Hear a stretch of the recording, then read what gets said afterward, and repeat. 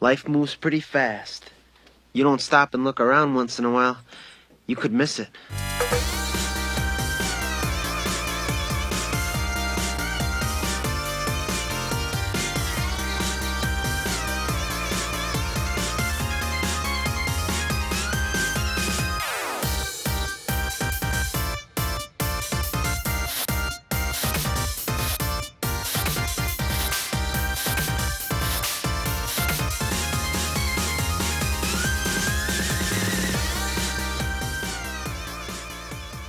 When it comes to editing, are you like one of those people that actually enjoys editing, or are you a person that's kind of like, oh God, I got to do this? I fucking hate editing. That's because I think all of the videos that I've done, beginning from last year, like my last 20 videos or something. If you look at them, they're basically like, usually there's like an intro and then a commentary of a run, Yeah. and both of them are just like one take, no nothing. It's just kind of, I sit down, I just talk, and maybe I cut out something if I kind of really stumble over my words or my English, or I say something that I realize was like wrong or something. But maybe there's I cut maybe like one little tiny thing, and otherwise it's just one unbroken segment. And I kind of learned how to do that because I just editing made it like a huge drag, and also it felt like it took up so much time, so I kind of killed the attention retention video style, and it just was these are basically, I basically do monologues. My videos are just talks with some video so that you can watch so that you don't get bored. So that's my style right now. And yeah, I think that people really like that though, because you were really the first person that I remember watching. When I first started watching this about a year ago, you were the first person that really put their face over stuff. I mean, I know Pan was doing that also, but you made yourself known. It wasn't just hey, I'm talking about this game, but you were it was you and the Hidden Fortress were would just talk about other stuff or get real personal about it, and I knew that's what drew me to really enjoying your stuff. Was there was never a question about whether I was watching a Hazy video or it was always you. And I think that's I really enjoyed that. The editing really didn't matter, of course, the intros of the one you did in Bat Rider, where it's by watching this, it's a contract. That's really yeah. cool. But sometimes if I get the kind of inspiration, then I can slip in a minute long intro as a joke or something. But yeah, showing your face, I think it was, or showing my face, it was always kind of part of the kind of what I wanted to do when I started to make shmup videos. Because I think when I started out, the reason why I started out, it was because I really got into shmups, and then I started to watch Mark MSX had the reviews or these overviews of these games, so you can kind of know what these games are about. And he also had some guides, and then maybe there was SDG Weekly, and they had these really nerdy breakdowns, which are very helpful, and I enjoyed them, I watched them. But it's kind of, I think what was missing a little bit was kind of this player focused or player experience focused videos, because when I got my first arcade clears, it felt like such a crazy achievement, and I had to go through so many, kind of learn so many new things, and there were so many emotions in that.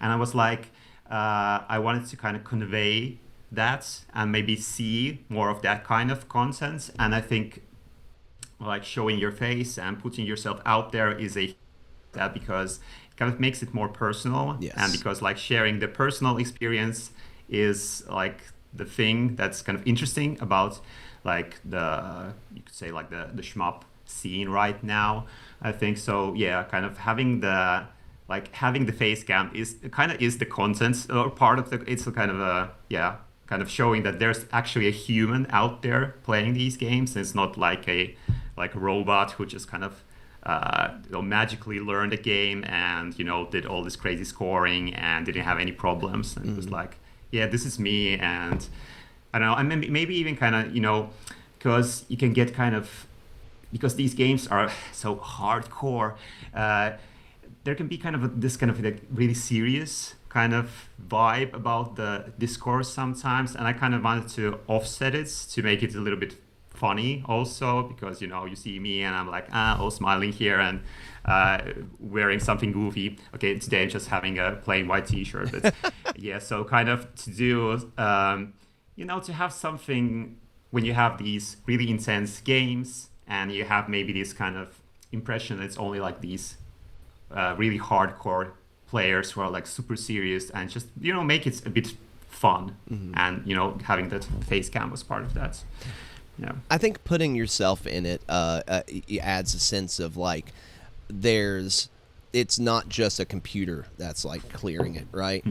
Because you watch these super impressive. I mean, I'm not talking shit about super players. You're like, you watch these super impressive videos. It's very technical, which is not, like there's nothing wrong with any of this. It's very technical, it's necessary if you want to learn a game. Yes. Yeah. They have their place,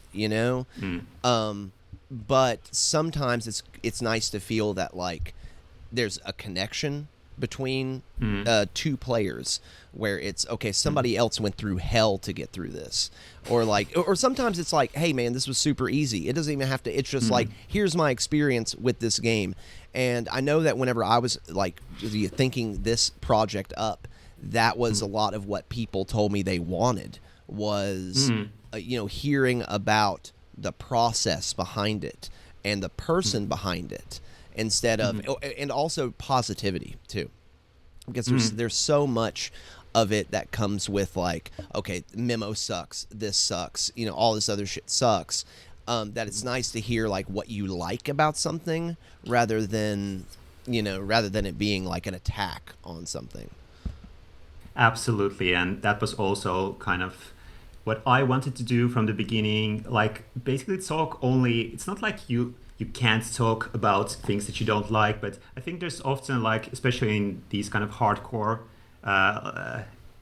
when it comes to these kinds of games, there's kind of, because people, they really get into the stuff that, doesn't work, or, because you're so critical, because you're so into it also. And it can kind of get stuck in this negative circle, and then what you lose is just the fun of people playing games, because it can be viewed maybe as a little tacky or something. Somebody coming up say, hey, I just cleared Batsugan Special and it was really fun, and it's like whatever. And so that's why I also wanted to bring kind of not to say that the shmup scene was kind of negative or anything, but what I wanted to do is kind of talk about the things that I really loved and kind of bring out that positivity, and also to kind of because these games are so intimidating, to kind of make it seem more approachable. Yeah, it's like, hey, this game's crazy, but it's also fun. Yeah, so yeah, I think the positivity and kind of the things that you were talking about, I think it's kind of the human elements that's become more kind of the thing in the kind of shmup scene in the last, like, I don't know, 3 years or something, because I think when I was starting out, there were like Mark MSX, STG Weekly, and then I would read like shmup forum posts or something, and I think the vibe is, and again, there's nothing wrong with like any of these content creators or anything, but it was just kind of, to hear like ordinary players just talk about their experience. That was good. That's a kind of, I don't know, it's been kind of cool to see that becoming more kind of popular and commonplace. I think that it doesn't necessarily have to be like a lot of people think, where it's a focus on beginners, because there's a lot of intermediate and high level players that like the discourse to be emotionally focused, I guess is what I would call it, rather than technically focused. I don't think really either one is good if it takes up 100% of the space. Just like nothing is good when it just completely overlaps the other. But it is. But nice. They complement each other. Yep. Yes, it is nice to have both. It also is nice to see that there are players that are doing like more commentary videos now, instead of just uploading their runs. I think that that is super important in kind of filling out the I hate to use this word, but the content that's out there, because one of the reasons why I started doing this is because I wanted to see stuff like this, and I felt like it was missing from the space, where like I would be at work on my third shifts and I would listen to the podcast, and I felt like I'd gone through all of them, and I'm like, okay, why is no one doing more of this? And then seeing that people are now doing more of this is actually like really cool.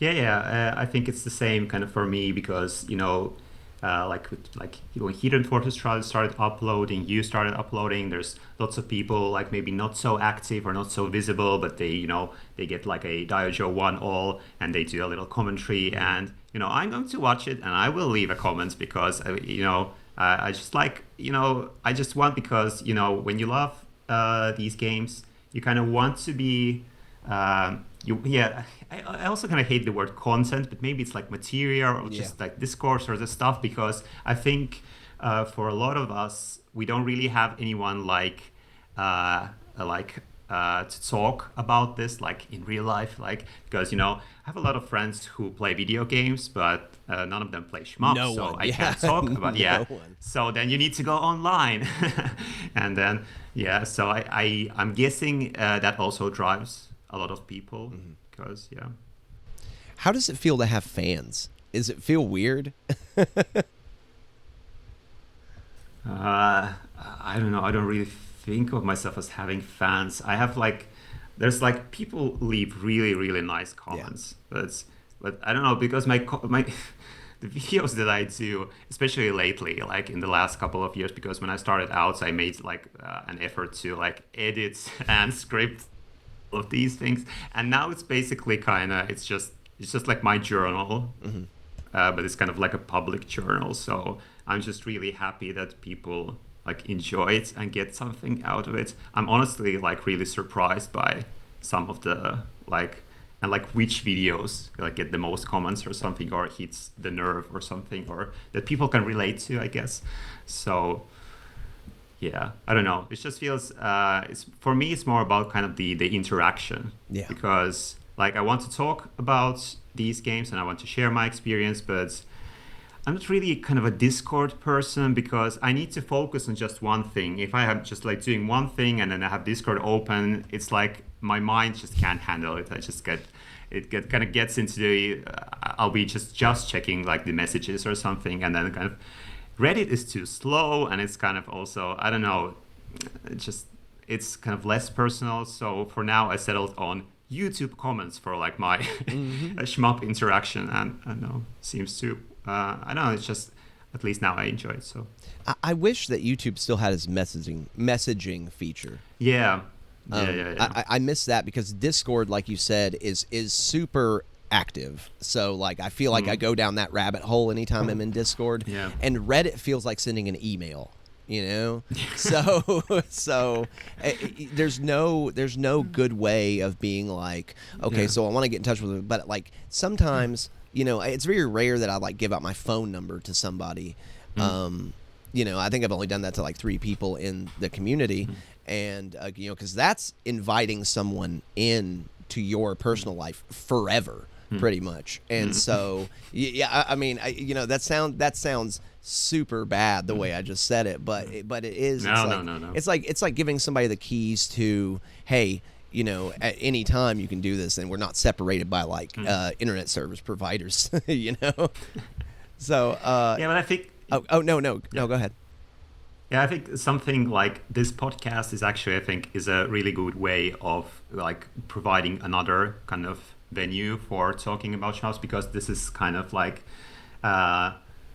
this still casual, but there's kind of, when you're doing it for public consumption, it kind of brings an energy to it too. It's kind of fun, and basically the reason why I wanted to come on this podcast is just that I just wanted to talk about shmups with somebody live. So it wasn't I want to be interviewed or I want to appear in a podcast. It was just kind of, I would like to talk about shmups with other shmup nerds. in this way. So it's so much fun. It is so much fun. I've had a blast on every single one of these, and I've always walked away learning something. And so, you know, even if like I start releasing this and they get 5 views, I don't care, you know, because I think it's good for all parties involved, and not in like a selfish way, but I always feel like it's almost like playing a shmup or like clearing a shmup. You feel like you've, you know, grown a little bit by the time you've gotten out. And every time I like 1cc one of these recordings, I feel like I've grown a little bit as a person. Yeah, I guess I came as a beginner to this recording 1cc progress with the kind of scheduling stuff and interesting time zone things that we had to deal with. But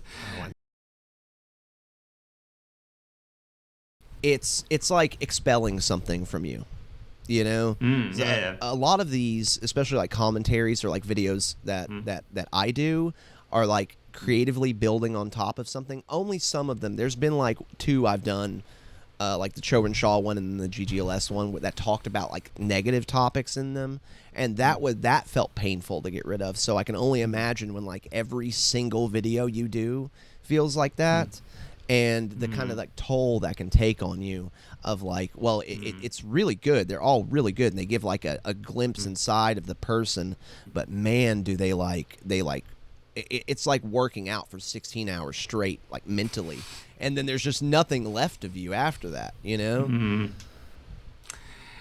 Yeah, I guess, because I guess that has affected my process of what my videos have become, because I wanted it to be kind of fun for me and also feel effortless, because it wasn't like really sustainable to, you know, I'm playing a game, I'm having fun, I'm also I have these thoughts that I want to kind of talk about, I want to expel them, and that's also kind of fun to, you know, just kind of prepare before recording, just thinking about, hey, I want to talk about this thing, I want to talk about this thing, and then you record. That's fun as well. And then you kind of need to put all the stuff together, and then suddenly I get like really bogged down and not really enjoying the process. So I figured I would just kind of try to learn to do this kind of just doing it basically like live, just like one take, and just like and like kind of see what comes out of it. But I've enjoyed it because it kind of creates a different sort of thing. Like if you're kind of really doing a this kind of like short film style of video, and that can be like super cool, but then you need to commit to it, and there's things that you can only do in that format. And for me, I don't think I'm just kind of that type of person, really. So I've kind of tried to find what works for me, and then what works for other people is kind of what works for them. Yeah. So, yeah. I think that I think that's refreshing to think of it that way, because then you're not worried about like copying other people. It's only ever about what you want to do, and then kind of not caring what other people around you are doing, and being like, oh, that's really cool that somebody's doing it like that. I am not influenced by that, you know, in the way that like that's yours, this is mine kind of thing.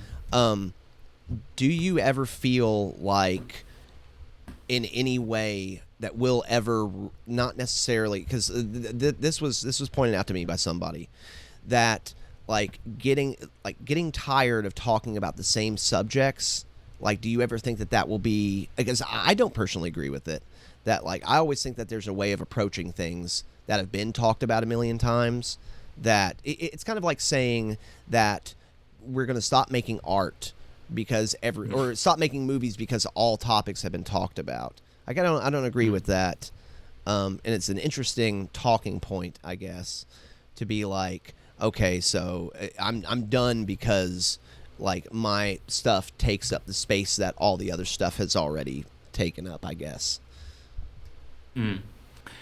Yeah, that's actually something that I've been thinking about myself, because I think I've been doing this for like 2.5 years or something. I made like maybe 50 videos or something, and a lot of them have been on like the same games basically. So I feel like I talk about the same stuff all the time, but also and then I think some people like who haven't uploaded and maybe like think about doing it, like uploading a commentary or something. Let's say like they've cleared Ketsui and they're like, maybe they should do a commentary, but you know, like they're not going to say anything new. Like who's going to watch this?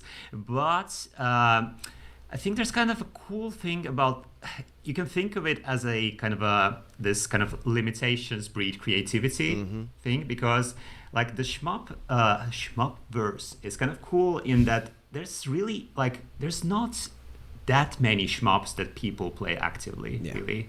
Like let's say there's maybe like, I don't know, 50 games in the canon or something, and then if you play shmups for a while, maybe you haven't played all of them, but you know all of them, and then basically all the people who are active in the community know these games. And then but that also kind of frees you in the sense that if you make a video about Doronpachi, you don't need to start out like, hey, this is Doronpachi, this is a game made by Cave in 1997, and you have a laser and you have a rapid shot or something, because people know that stuff, and you can kind of start to freestyle on it, or just kind of talk about your experience, or just kind of the emotions that you went through, or maybe just talk about like, hey, I played this ship that people don't usually play. I'm just going to talk about like how playing the ship affected. Or maybe you take your Doronpachi footage and then you add some like some cool music to it and edit it a little bit and make it into kind of this music video or whatever. So basically, I think it's really hard to say anything new, but there's a lot that you can do with this stuff. Basically, the shmups that we play, the games that we play, they are kind of the raw like material, and then you can kind of shape it into new forms, and they don't necessarily need to be like super new. It's just because people like these games, that there's so much depth to them. People want to, like, I've watched like I don't know how many commentaries on like Diojo or something, but it's interesting because I just love the game, so I want to be kind of engaging with the game also in another way, not just playing it, but hearing other people's experiences, and it doesn't get old. So that's kind of a rambling answer, but it never gets old because the person that it's attached to, right? It's the game. It will even, and that's one thing that like attracts me to arcade games and shmups in particular, is because like you could play Diojo and I could play Diojo, and our footage is not going to look the same. Even if before we put any voiceover or any video on it at all, like we're going to play it in a completely like different way. And I think that that's interesting, just baseline, just before you add any of the actual personality on top of it. The art is not the video game, right? Like when you make a video, the art is not the video game. The art is everything that's attached to it, right? The game, yourself, the way you edit it, and just like you said, and so then that's when it becomes personal. That's when it becomes important. And then by using that, you can influence like the journey that you took with it. Then it becomes full circle, right?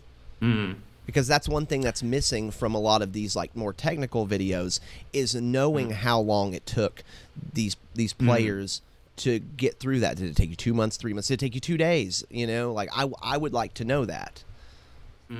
Yeah, I think there's a lot of things about playing these games that people find interesting and they would like to hear more about. For example, like how long does it take to beat a game? And it's kind of a shame that I don't have any kind of I think like MAME has those kind of trackers, and I think I've used them for a couple of games when I learned that there's like a plugin that you can use, or because I know like because I would like to know like how long it took me to clear my first like arcade shmup, which was Doronpachi, because it was like I was playing it like super actively for I think 2 months, and I didn't have that much going on at that time. I had a lot of free time, so I think I must have put it like, I don't know, maybe like 70 hours into it or something. But that's just an estimate. It would be fun to know, So because I think you can go to bookkeeping info on MAME, and it'll tell you exactly how many quarters you put in and the time. But I think it maxes out at like 9.9 or something. I don't know. I'll have to check. Before I just espouse off random information that I only half know about. But yeah, no worries. That is something I wanted to ask you about, because I know that you mentioned in one of your videos that Dodonpachi was your first arcade shmup you ever cleared, and like my wife heard that and was like, "Are you fucking serious?" Well, that's funny because I think because I approached it because I see a lot of people like coming to the community and talking about like they really enjoy playing these games, but they haven't got a 1cc yet, but like they're playing like Crimson Clover, and they're playing Mushihime-san, they're playing Batsugan, they're also trying out some Zero Ranger, and I think for them it's kind of a goal to get the 1cc, like, you know, they're playing all these shmups, but they haven't got the clear yet, and something they're working on. And I think for me, when I started, because the way that I got into really playing arcade games, I started out playing, I had kind of a phase where I got really back. I've always played like both current games and retro games, but you know, sometimes I play more retro, sometimes play more current. And I had like, I think it was like during COVID, I got like back into playing more retro stuff, and I was basically exploring like console libraries. And I would like play like Japanese only games that I hadn't heard about, and there's like lots of like Japanese only shmups, and I got into playing like games like Gradius that were well familiar for me from like my childhood and stuff. And I was like, hey, I really enjoy like Gradius, and I'll just like, you know, I'll just look for more shoot 'em ups. And I checked up some lists, and then, you know, everybody kept mentioning Cave and Dodonpachi, and I was like, let's try Dodonpachi. And then I fired up Dodonpachi, and I was like, what the hell is this game? Like, I can't even clear stage 1. This is like what is this? And then I went online and I saw like these videos of people playing like somehow magically like evading all the bullets. And at that point, I wasn't like super sure, like the 1cc thing wasn't like super apparent to me at first. It was just more about, I was like, I just couldn't understand the game. And I wanted to understand it, and I wanted to kind of like really see like, could you actually play this? So it wasn't like, but then once I got really into it, and I started to also like watch replays to understand how to play this game, and then I realized, hey, there's this like 1cc style of play, and then I kind of had the goal of going for the 1cc. But it wasn't like, I didn't start out with knowing about clears and stuff and like feeling like I need to get the clear. It was more about like this game is like so crazy that I just want to kind of see whether I could play it. Yeah. So I was kind of drawn in by the difficulty. Like the difficulty was interesting to me because it wasn't like this thing where I was like, I want to really challenge myself, I want to like be hardcore or something. It was just it was more about like, I don't understand this game. I want to see whether I can understand it. So yeah, I guess I was just like kind of attracted by the kind of, I don't know, but the kind of really, really kind of strange quality of the difficulty, because it was unlike anything that I had ever seen. So yeah. You kind of worked backwards in a way, like the way you like are talking about that, you, like without knowing about the 1cc or you know, like the 2-all or any of the terms or anything. It was really about just like the pure enjoyment and curiosity of the game drove you into finding out about like the community like stuff surrounding it. Yes. And just diving into the game was the most important thing. And I think that's really compelling, of like not worrying about it and just being like, I love this game so much that it comes naturally. Yeah, and I think I didn't have a lot of, I think some people, I think from, at least from some comments that I've gotten, like they have this pressure where they don't feel like they're a real shmup player because they haven't got a clear, even if they enjoy these games, or once they learn about these games, they kind of go into the 1C, they kind of have this pressure to get those clears. And for me, because I didn't really understand it, it was mostly about just kind of trying to figure out this game. I didn't really have any kind of this preconceived notions or anything. And you know, if somebody would come to me now and ask if they want to get into shmups and get their first clear, should they start with Dodonpachi and just grind Dodonpachi and until they get the clear? I would probably say no. Start with Batsugan Special or something. But I just didn't I wasn't like aware of it. I didn't know what I was doing basically. It was just like this game seems cool, so I guess I'll play it. And I think Chris from the Hidden Fortress also said, because I think like Diojo was his first arcade shmup clear, and I think he said multiple times that something along the lines that he just didn't know better or something. It was like, I guess I'll play this game until I clear it. So it was kind of similar to me. Yeah. So do you think that experience was important for you in the way that you got in? Do you think that if you had done it in like the kind of community-led way of being like, okay, we'll pick something off of a list, or like go for more of a beginner thing that maybe you might not be interested in but would get you like a medal pretty much, do you think that you would like them as much as you do? It's so hypothetical. So I mean, like it's not like I don't necessarily expect like a straight on answer, but I know that I wouldn't. If I was playing games just for the 1cc medal, I guess, I wouldn't. I wouldn't love these as much as I do. I wouldn't put as much time into Batrider, with it, like you said, being just totally messy, or Tsukio Garentai, or any other Raizing games, that are just like, only like half holding on by termites and duct tape,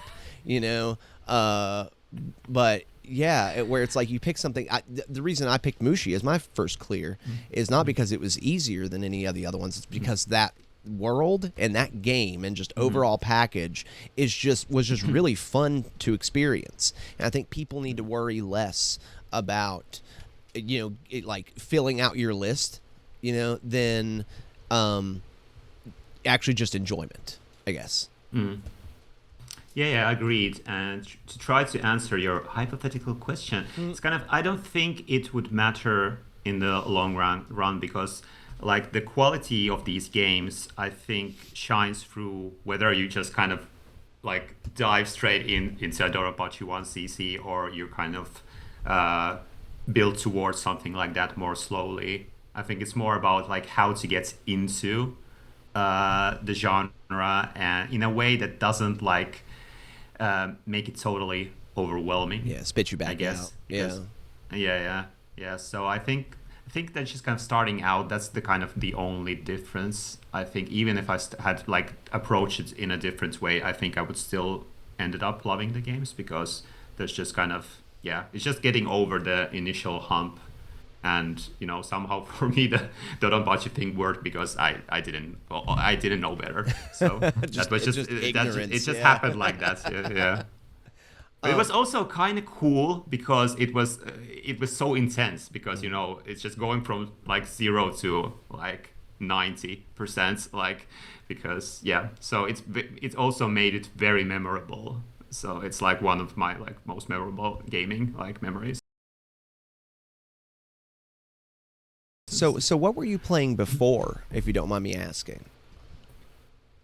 Lots of different games. I think I've had like these I think I have like these periods where I kind of get into one genre and then play it for a while, and then I maybe switch over to something. So like at some point I was really into like RPGs and the story driven ones, and especially with like games with like Fallout, Planescape Torment, Mass Effect, the ones where you could like really affect like the story. Well, not necessarily affect the story, but feel like you had a say in how your character reacts, and like being in this like fully realized world. Like that was really appealing to me.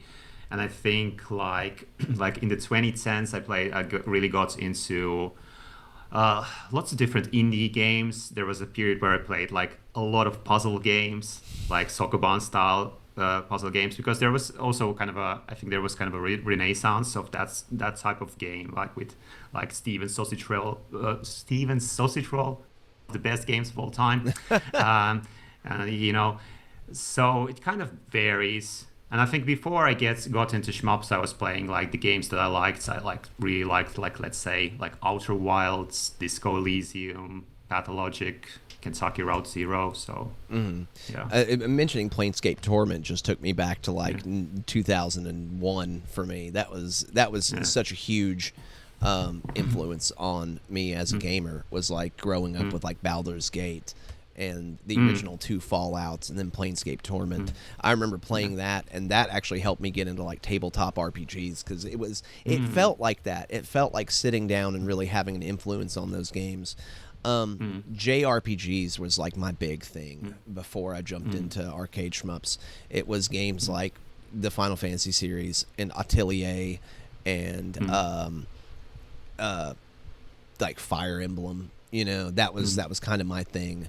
And then seeing how those changed over the years to be a little bit less, you know, like have a little bit less player agency, I guess. And then you jump in and you find out about games that have always been there, you know, especially like growing up as a kid and seeing these games and, you know, going to the arcade a lot like I did as a child, and feeling like they've just been there waiting for you.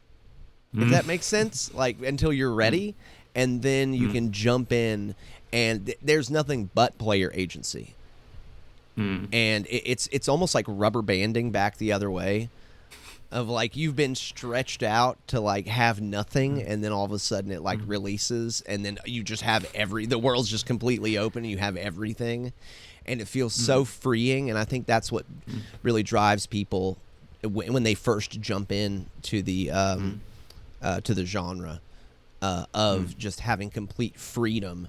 And plus all these games are like either free or like super cheap, so it's not like, you know, you gotta spend like $90 or $100 on this like pre-ordered collection. It's like, no, you can pick up Zero Ranger for like $12, and most of the MAME stuff for completely free.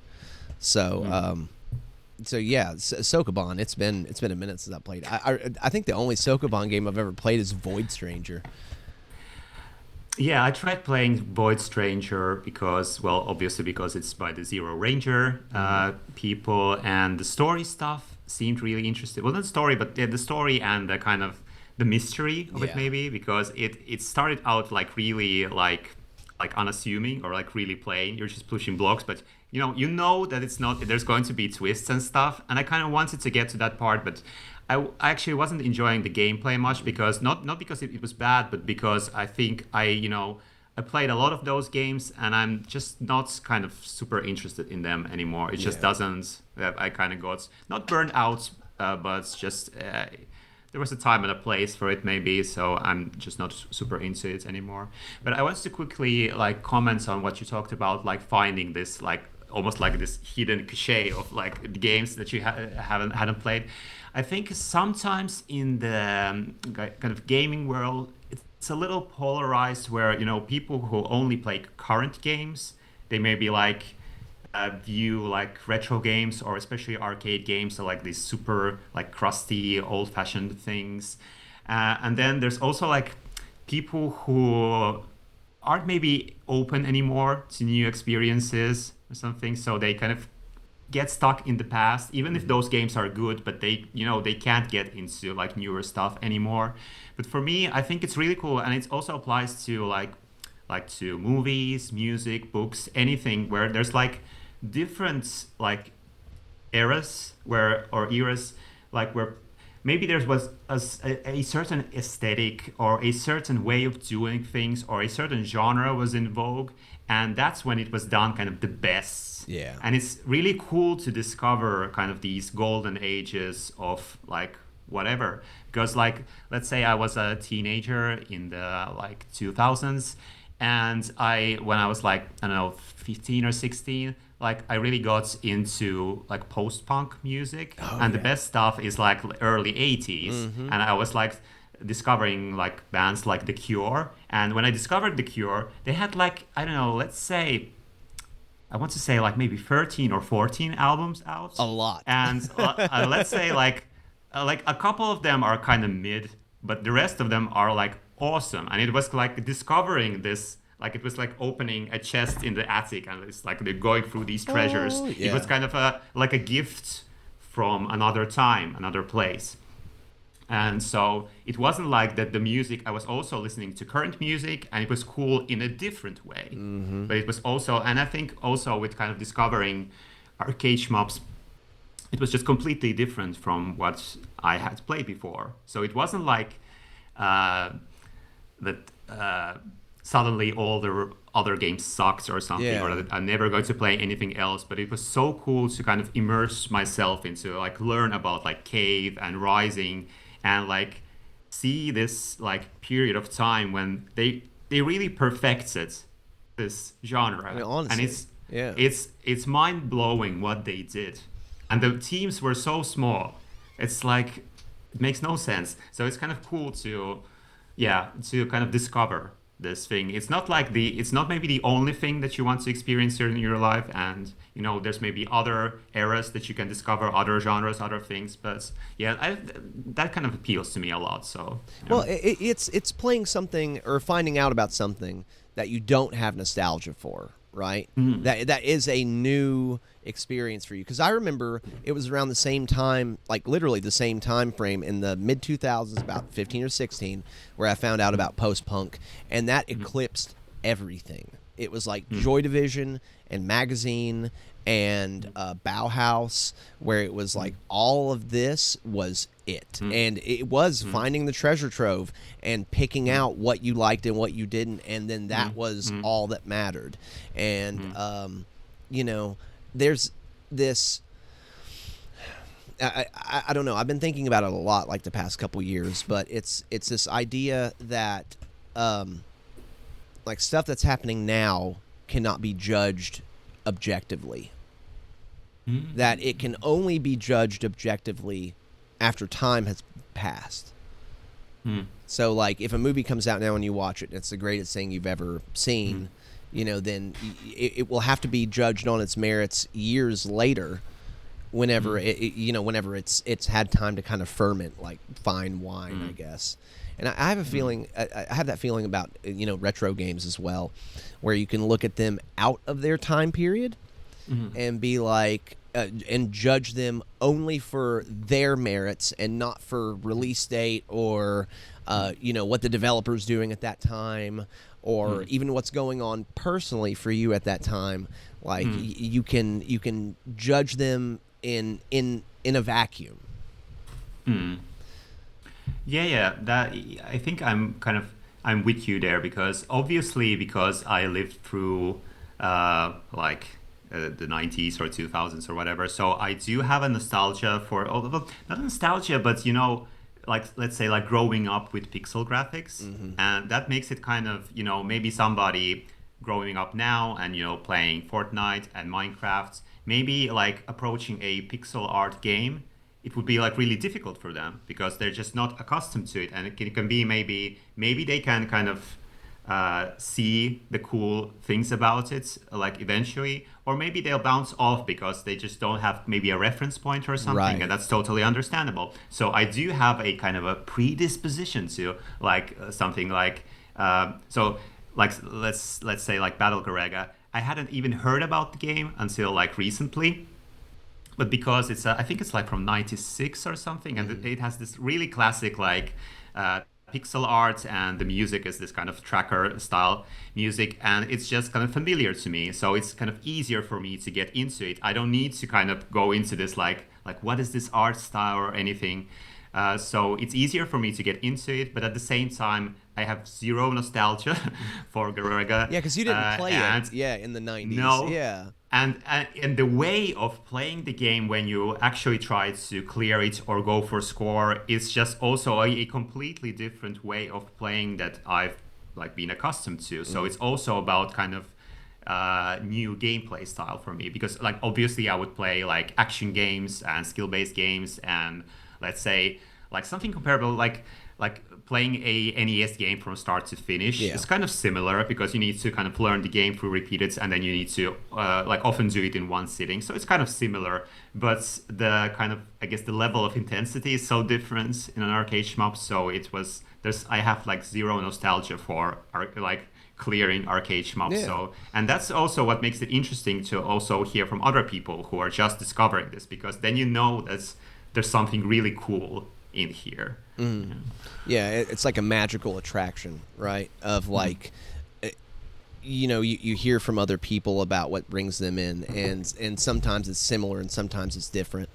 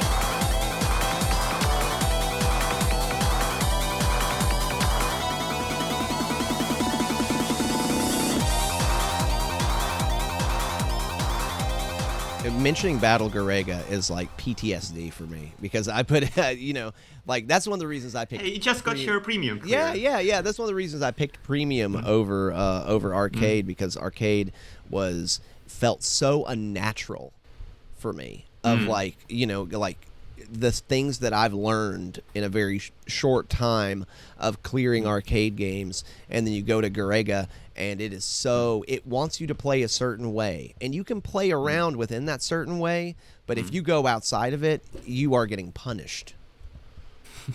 Can I ask you, like, what specifically, like, is the most difficult thing about Garegga? Is it just kind of like figuring out what you need to do, or being able to do it, or?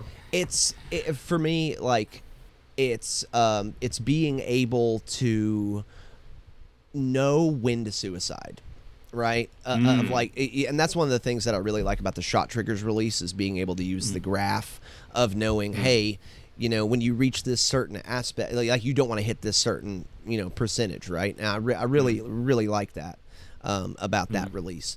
It's kind of knowing when to when rank is going to work against you in certain ways, and that's like the same problem I've been having in the Saturn version of Tsukio Garentai that we've talked about privately. Is like, okay, so if you do this, you might as well restart, and those mistakes build up so slowly over a short amount of time that by the time you've noticed that you fucked up, it's too late. That's kind of been the biggest hurdle of like retraining my brain to be like, okay, I'm not playing a shmup, I'm playing Battle Garegga. Yeah, I think Garegga is super interesting to me because I don't want to sound like an asshole or anything, but I don't like super understand like what's the kind of the big difficulty. Like obviously the game is very difficult. Yes. But I don't think the basics of what you need to do are that complex. I think it's basically before you reach like stage 5, don't go over like 2 extends or something. I don't remember it exactly. I think 2 extend is the recommended. And usually it happens naturally because you just hit a bullet and it's like, rank reduction. So I'm not sure. I think people often kind of obsess about rank a little bit when I'm not sure, because the rank is going to climb up anyway. And unless you're doing something really obviously, like something that you obviously shouldn't be doing, like picking up everything or just collecting extends and never dying intentionally or unintentionally, I don't think it's the rank that ends your runs. Right. Maybe I just wanted to both encourage you and to challenge you a little bit. Like when you hit like stage 5 and you get the boss rush, okay, the game starts to get difficult, and from that, like stage 6, that's just pure difficulty. Even you can't really manage your rank in a way that it becomes easy. Right. So yeah. So just wanted to challenge it a little bit. You don't sound like an asshole when doing that. I think that the problem I'm running in with is the same problem that a lot of people run in with Battle Garegga, in which they take everything that they've learned from other things before they jump in, right? And then that overcomplicates it in their head. Instead of just like, if I felt like if I had just jumped into Battle Garegga without knowing any of it, without like watching 6 or 7 different videos about it, I feel like it would have, I wouldn't be like rolling it around in my head as much and making my own difficulty on top of that. That's a really good point, because I think like I've done a couple of videos on Garegga, and sometimes when you make a video and you feel like, hey, I really need to explain this in detail so that people understand.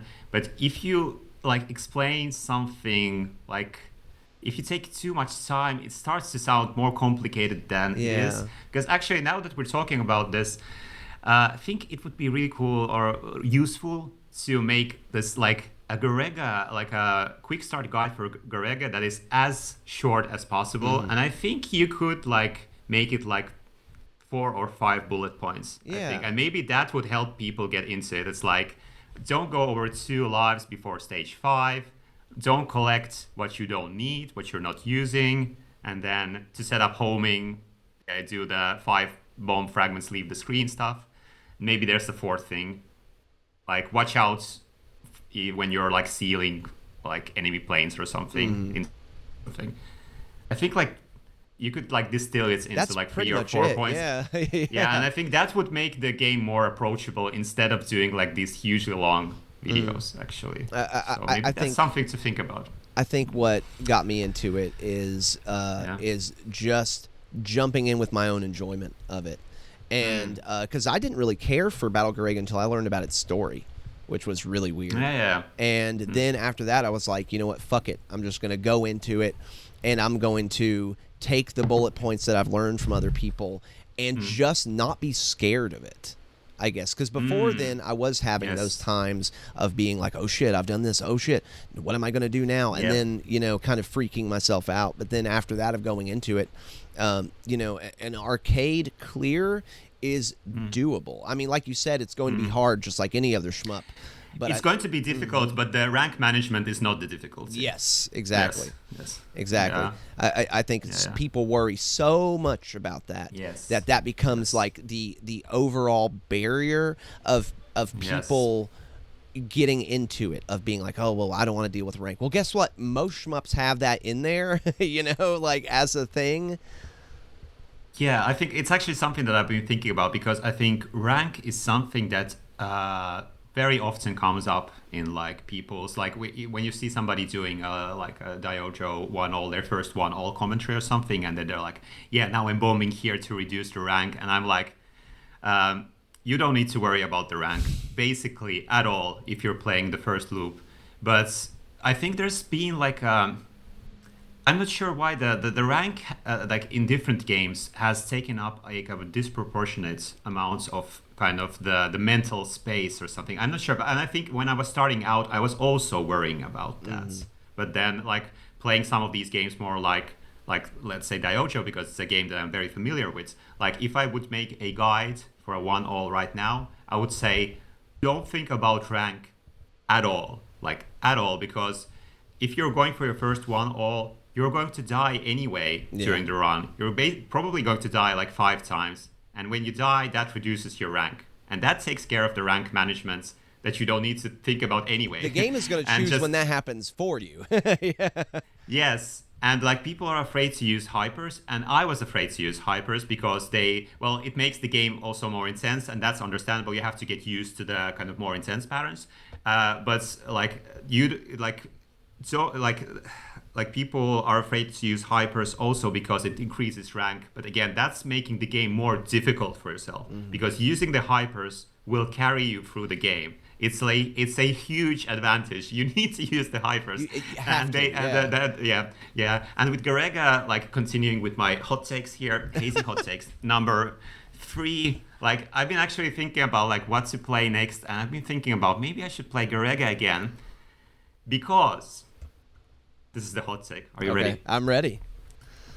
You're not ready because it is a kind of. It is a very forgiving shmup because you're supposed to die in that game. And, it's not to say that it's easy to clear the game, but I would say that once you know what you're doing, you're usually going to get to the end game, like stage 6, maybe stage 7. It's very rare that your runs will end in like stage 2 or 3, unless you're worrying about like, I fucked up my rank. No, you didn't. Whereas with something like I'm playing like Daiojo Loop 2, and it's like you make one mistake and then run is fucked. And then I was actually playing some Mushi Futari Black Label when you posted your clear, and was like, hey, it would be fun to. I haven't played Futari in a long time, and I actually enjoyed the scoring aspect in the original mode. Yeah, it's cool. Like where the survival isn't that difficult, but it's like it becomes really cool and so simple. But again, you make one mistake, and it's not like your score plummets, but when you get that 999 multiplier in a stage, and then the patterns get faster, and if you die during that, and then the patterns go all slow, and then you lose then it just feels bad. It does. It feels like you've messed up. And you're not allowed to bomb. You're not allowed to bomb, and it suddenly becomes this.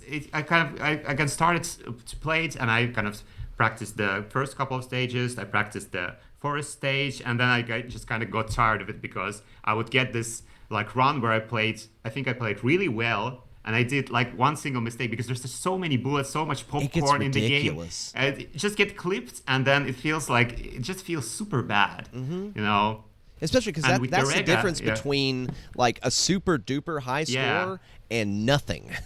Yeah.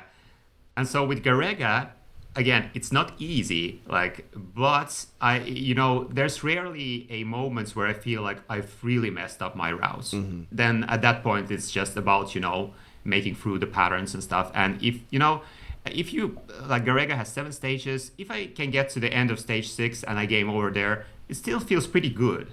And it could be that if I score well, my score could be like better than in a clear, that where I don't score. So it always in Garegga, I always feel like I have a chance. You can always recover from it. Yeah. I think that Discourse is taken up by a lot of people that came before us. I think that rank was such a hot topic because it was one of the first games that really included it as a selling point, like it and Gun Frontier. And I think that became such a huge cloud looming over it that people won't approach it or use that as an excuse, I guess. I'm saying that very loosely.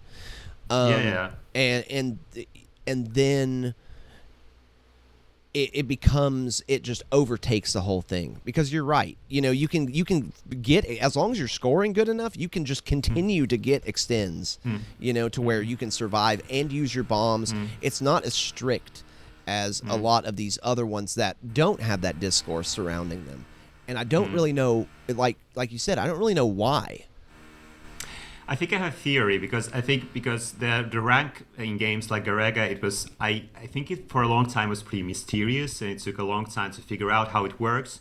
And it's also something that you want to understand because like once you understand it, it's not so complicated. Right. But if you would just like start playing Garegga without any materials, without any SDG weekly videos, without anything, you wouldn't have a clue what to do. So I think at that point in time, it was super important to really get into the details and really lay it all out. And I've watched all those videos. I've watched the 10-hour Garegga stream by Icarus and Eagle and Plasma or whatever.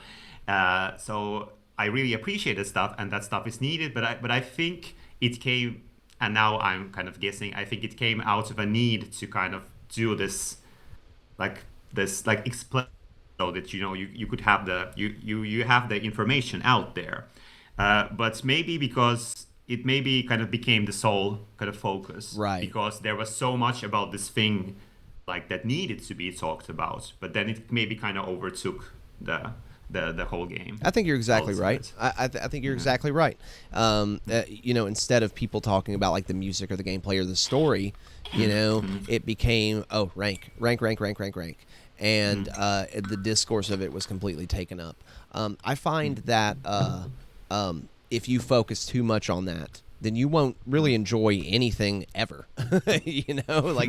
It'll just become worrying about the single solitary thing of gameplay aspect. You're worrying about a mechanic at that point instead of really just jumping in the game and enjoying it for what it is. I know that in Tsukio Garentai, because two games that I feel where rank comes up quite a bit is the Bat trilogy and then Ibarra. And Ibarra I feel is super oppressive when it comes to just how it feels as a game overall and how it feels with management of its rank. But just like you said, if you sit there and you kind of worry about it too much, then you won't ever have fun with it. You won't ever really experiment with it. You'll end up just pretty much copying a guide. Yeah, I think that's a good point about not experimenting, because I think something that applies to the Battle trilogy is that often people when they go for the first clears, it's very rare to see people meddling or doing other kinds of scoring stuff. And again, guilty as charged. I did it myself too, because it's also a little overwhelming, but it's something that I actually been thinking about trying to encourage more, or make videos about playing the same games that I've talked about, but from a slightly different perspective, more about I've been talking about Diojo chaining in Loop 2, and hey, if you're getting into Loop 2 play, you should actually also think about chaining, because it's actually not that different for survival, and it will help your survival, and it will also give you more hypers. Yeah. And if you in Yagawa games, because you have those infinite extends, so if you pick up, you don't need to score the entire game, but if you pick up some scoring stuff here and there, you're actually you're getting more resources, and the game becomes more interesting. So you but it is I completely understand it's overwhelming, because when you first start to play a game like Batrider or Garegga, there's just so much going on. Yeah. So it's very understandable, but maybe something to encourage would be to mix in some score play, or some add some stuff, so it's just not maybe 100% pure survival, but just adding some stuff in there.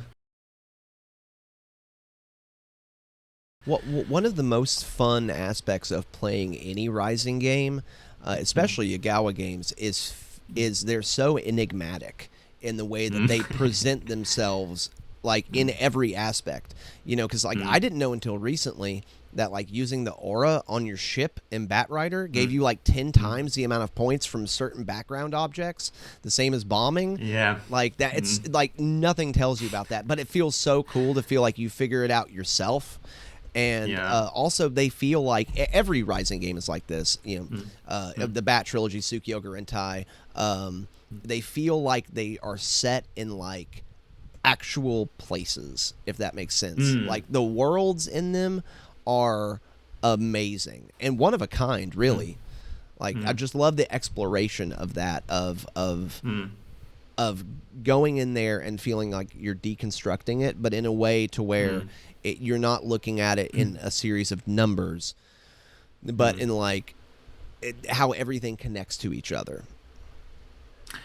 Yes, I think something that appeals to me a lot in games, and it's not just shmups, but also shmups, is when a game kind of gives you this impression of a world that is larger than what you are able to see or experience, even if isn't actually that much there, or not, like the developers maybe didn't think of everything, but they give you enough where it seems kind of like there could always be more.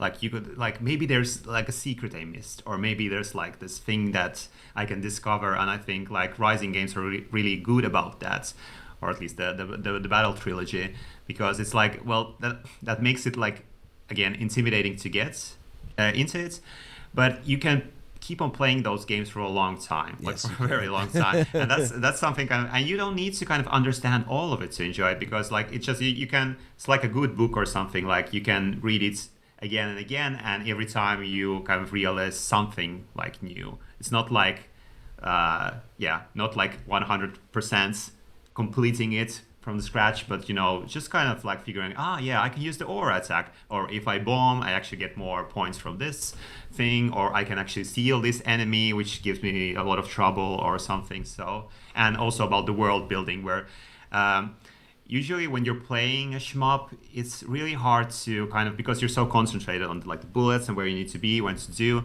And I often find when I watch like replays, like my replays or other people's replays, I kind of notice like tiny details, like in the background. And like Raizing games are, again, I'm such a Raizing fan, so I'm just going to talk about Raizing games all this. So there's like so like especially with Bat Trial, just the first stage, like it's so short and kind of simple, but it's really not. Like there's so much going on, even with the graphics, and it's kind of like okay, now these cops are showing up, and then the thing with the first boss, where if you, I can't remember, I think if you destroy like the the rocket launchers, and it starts to spew out like dollar bills, you can just sit there and collect it. And then you can aura the dollars or something. It's just kind of, it's not necessarily like it doesn't need to be like this huge thing or like something that impacts the gameplay a lot. It just makes it feel like cool, and that makes or like whenever he slides in, if there's any cars there, it'll metal the cars, and that's so cool. The dollar bills, because they just like robbed a bank or something. And it's just like spewing out from the safes you're creating your story. Where did the money come from? And it's like it's so cool. Or like the billboard sign that you can like shoot off, and it like destroys the building behind it, all the parked cars. You're right. That is like a 45-second level that has so much packed into it that I don't feel like any other developer really ever came close to. And no other developer came close to the way Raizing tells a story just through gameplay alone. And I kind of, the game's like used like expression like it's held by like termites and duct tape or something. It was really good. Games are really messy, and that can sometimes be frustrating and annoying, but I don't know, I just love the messiness. I also love the kind of really, really clean cave stuff, like obviously like something like the Donpachi games, because, with the chaining, it's kind of, some people like, I can understand if somebody feels like that it's like kind of like sterile or something, and I think that's a cool. I enjoy both, like the really kind of the clean design of something like Cave, and then the like absolute mess of Raizing. It's just different flavors. Well, then you have stuff that Cave made, like Guange, which it feels so weird compared to their other stuff. Yeah, that's a game that I kind of try to play like every 6 months or so, and I just can't get over the control scheme. Bounce right off. Someday, because I've talked to some people about it, and they're like, you just play for like a couple of evenings and you get used to it. I'm like, I'm not getting used to this. For me, it's just kind of difficult, but Yeah, but it's also kind of fun when, these developers make something that is kind of a little out of step for them. Like, I don't know, have you played Danganronpa? I have. Yeah, because that's like such an on that doesn't feel like a cave It's game. so weird. It's so weird. Yeah. With like, I call them the little disco stews as they like drop Yeah. to the bottom. I know Yeah, they're yeah. cyborgs, but my daughter loves it so much. And you Yeah. collect those, and the bullets are like lightning fast. Yeah, like it is ridiculous. Like killing stuff as quickly as possible, because then you're killing stuff quick, so it doesn't just completely fill the screen with bullshit. And then you're having to like chase around the guys as they like rebound off the back of the screen. It's so unique and it's so cool. But I can see how somebody would look at that and be like, "What the fuck?" Because during that time in the late '90s, Cave was kind of figuring out what they were doing. They had released like Dodonpachi, and then they were going through this like all the weird renaissance. Before they had actually hit their stride with Diojo of just like, what are we doing? And that is such a cool period of like when they did Esperade and Escaluda and Mushihime-sama. That's such an interesting period. Yeah, definitely. There's kind of like, even if like lots of these games have, well, I don't want to say issues, but like Esperate has that hitbox thing, or kind of the dodging, that kind of issue. Then Guwange, you have to get used to the controls, and then Dangan Fever, and it's just like a top plan on crack. So it's not like the later Cave games where you're like, you know what you kind of know what you're getting. So those games can be a little rough on the edges, but that also kind of gives them personality, I think. Agreed. Because I felt like once they started hitting their stride, you could kind of feel a certain familiarity come with it, which made the gameplay super tight, right? Like, there's nothing wrong with this. It's just, it's super tight, but then it's the same ideas that are kind of being repeated over and over again. Yeah. But then you had people like Yagawa, who had joined at that time, that was doing weird shit like Ibarra and Mushi Mushi Pork and Pink Sweets, which are like the opposite of everything Cave was doing, of where like, hey, you can counter stop this game on stage 2, or Mushi Mushi Pork, which is like, I would like to think is super influenced by Cyvern, I think Pearl said, which was a really interesting NMK game, I think, where like killing enemies with a certain, or killing ground enemies with a certain attack yields medals, and that's how you medal up in it. And I'm actually pretty excited about the re-release coming later this year. I love Mushi Mushi Pork. Yeah, it was surprising that they're doing the Mushi Mushi Pork. And like that was the one you picked, out of all of them. You picked like the one that was I don't know, one of the least regarded out of all of them. Like out of all the ones you could do, you didn't do Futari. You didn't even do like the first Ibarra. You did Mushi Mushi Pork and Pink Sweets. Hey, talking about like different like flavors of shmups, can I ask you a question? Yes. Or maybe introduce the topic? Because something that I've been thinking about, because I feel like, in a sense, I have kind of a limited taste in shmups, because I play Cave games, and then I love the Raizing games, and then I've played like Darius series, and then some other. But I've come to realize that there's like also, because like, let's say like the older style, like the Toa Plan style, like I've tried to get into it, I don't get it. Then I've tried to kind of play some this can be kind of blasphemy to some people, but like lock-ons in shmups, like I don't like understand I understand like intellectually, I understand the appeal. You're positioning yourself, you're aiming, you're getting the chains, but for some reason that doesn't just, I don't know, it just doesn't feel very good to me. So I play Rayforce and I'm like, I don't know, I'm not feeling it. And I'm playing Crimson Clover, and that's kind of like, it's like super cool. And I get the lock on. I don't know, maybe I should like put more time into that, and maybe it will click. But I've just kind of realized that there's kind of a lot of like these flavors of shmups that I can appreciate. I can put some time into it. But then there's the stuff that I kind of really like. Yeah. And sometimes I feel like, I should make more of an effort to get into the stuff that I appreciate, but maybe don't like kind of like so much or something. I don't know what the question is. Just something that I'd be wondering, like because nobody plays everything or likes everything, and then, Right. you don't need to do that. But I was just kind of wondering, do you have anything like something that you maybe realize that, hey, this is a game or a style that you appreciate, but you just can't get into it, or I don't know. Horizontal shmups. Ah. Easily. That was an easy answer. Anything that's Yeah. a hori takes me longer to get into. I don't know what it is. Something feels weird about the movement. For me personally, I know that there's some people that feel the opposite way of like verticals feel weird. Verticals feel natural to me in terms of like movement and dodging and target acquisition. That feels very strange in horizontal shmups. So like Gradius for me is super hard for me to get into. I think two of the only horis that I've ever like gotten clears in and have like gotten into enough to like want to go back and score them was Battle Traverse and Border Down.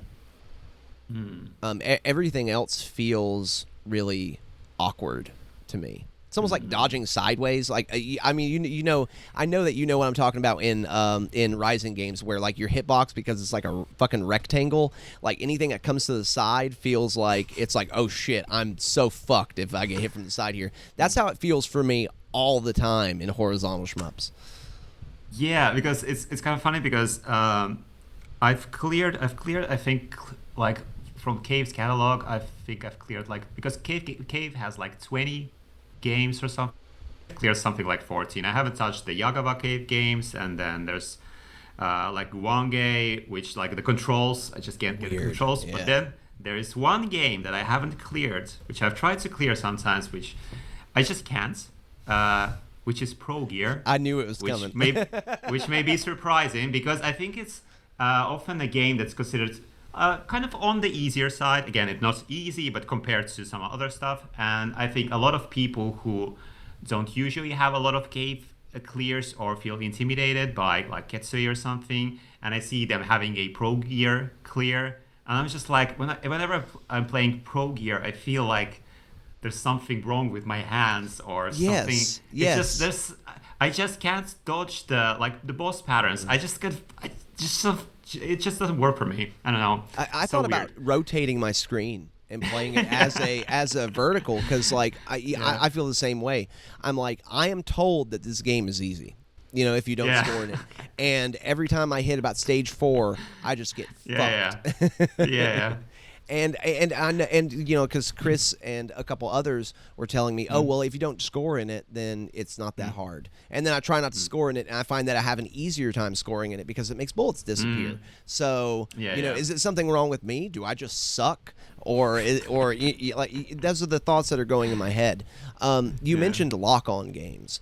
Now I enjoy lock-on games, but I do understand why someone would dislike them, because in most of those, lock-on is how you score, right? So it goes against the grain of like, because you play games like Dodonpachi where like domino effects in that will fuck you. If you leave too many people on screen, unless you're chaining. Like if you're just going for a survival clear, you're not supposed to do that. You're supposed to kill anything as soon as it gets on. But with lock-on games, it's like you want them to kind of collect and then release this big lock-on, so you're putting yourself in danger by that way. And also like ground enemies, especially in Ray Force, I get that. Like leaving those ground enemies, and then you can see the shots and they're coming up, and it's like, okay, well, when does it reach danger level? When does it reach the foreground to when I have to worry about that? That's why I kind of prefer, this is blasphemy too, I kind of prefer the second 2 Ray games to the first one, because then you can lock onto anybody. Yeah, I'm with you, because I've been like Ray Crisis is on my list of games that I want to get into. For some reason, that appeals to me. Like Ray Storm just feels way too hard. It's so and then hard. Ray Force, it's kind of feels a little like, a little old, or like old in a way. I mean, like the hitbox size, or I don't remember the Ray Crisis hitbox size, but something about Ray Force, it's kind of like, it feels very strict in how you move and stuff. And then Ray Crisis felt a little bit more open-ended, and it's kind of a short game. And I also like the way how it looks and stuff. Yes. So I'm kind of with you. Like if I had to choose, like Ray Crisis would be the one that I would like to explore. Also because it feels like it's kind of underplayed, but I think it's Totally underplayed. I think Jamers did a clear of it when the collection came out, and because he writes these like nice like these like basically mini reviews and guides into this description. And I think he called this, it's like an underrated game or something. So, Ray Crisis seems interesting to me. But also about the lock on, I think what you said is true, but also I think it was when Goji Guy did the video on the N64 Star Soldier game. And I think in that video, I hope I'm not misremember, I think he had like a clip from the Takahashi Meijin from the Hudson Soft, the famous like their mascots. Good match. And there was, I think he like Takahashi had like a letter in the manual or something, or maybe it was an interview where he like kind of was lamenting what the shooting genre was becoming, and I think he said something like these games used to be shooting games and now they are dodging games. Yeah. And with this Star Soldier game, he hopes that we can go back to the shooting games. And for me, I've realized I don't care about shooting games. I care about dodging games in a way, because I'm not really into like the aiming stuff so much. Of course, you need to aim with Donpachi, but I think with like, let's say you play like Darius 1 or Darius 2, you really need to talk. You really need to consider your like shots and something. And I think there's something similar in lock-on based games, especially with like Rayforce, where you have the like Xevious style reticle, and you really need to think about like what you're shooting. And for me, I'm more into kind of like dodging while spamming the shots buttons. So I think it's just kind of a preference thing. Also, I'm more into the dodging, but I'm not that far into the because I think when you really get into the other end of the dodging stuff, you become a Toho player. And I've realized that I don't enjoy Toho that much, because that's just like too much dodging for me, like too much micro dodging. I kind of like it's when it's kind of I like games where they're kind of routing heavy with dodging, I guess. I never got into Toho either. I still have not gotten to Toho. Like Pearl has recommended me some, Chinopolis has recommended me some, and I've tried them, and they're good games. They're really good games. But something about they feel like they lack, and this is just a personal thing for me. They feel like they lack interactivity with them. For me personally, like I feel like I'm fighting over an FMV like background. Yes, I can kind of agree with that, because the patterns in those games are absolutely amazing. So beautiful. But I feel like it's kind of just patterns in a way. And I've played I've cleared like 6, 7, 8 and played some of the others. So I'm not super knowledgeable. So I don't want to talk about the whole series. But the games that I played, it felt like I'm reacting to the game most of the time. Whereas I think the really cool part for me, again, about shooting, about shmups, is kind of making the game react to you. Yes. And that's kind of why I love like a game like playing like Diojo Loop 2, which is kind of like, it's so strict and so intense, and you need to do what the game wants you to. But it also feels really cool when you can kind of bend the game to your will, where there's like suddenly like 10 tanks appear and they're all shooting at you. But because you're starting like right here and you move in this particular way, like you can macro dodge absolutely everything, and then you can just destroy them like safely. And that feels like I'm kind of making the game do what I want it to do. Well, and with Toho, it more kind of feels like it makes, it kind of forces me to do. Completely agree. Like it feels like the developers being like, dude, check out this cool ass pattern. I bet you're not going to dodge this. There is a really good middle ground though in the Dreamer games, by Outside, where it feels like it's both Cave and Toho in a way, because it's got like the border line up at the top, and it's got these really pretty patterns, but it feels like you have more agency as a player. Because yes, I completely agree. I think it was the Shmup Junkies video I watched last year, where whenever I was first getting into these, where he was like, you need to take over as a player and make them react to you and not you react to them. And I don't like when games force me to like, oh well, he's invincible during this part, or you're gonna sit here and watch this. I feel like that kind of does a disservice to, you know, the player that's playing the game, because then it kind of takes control out. It's almost like an unskippable cutscene in a way. It's like, oh, you're telling me that, you know, So are you saying that Toho games are just QTEs?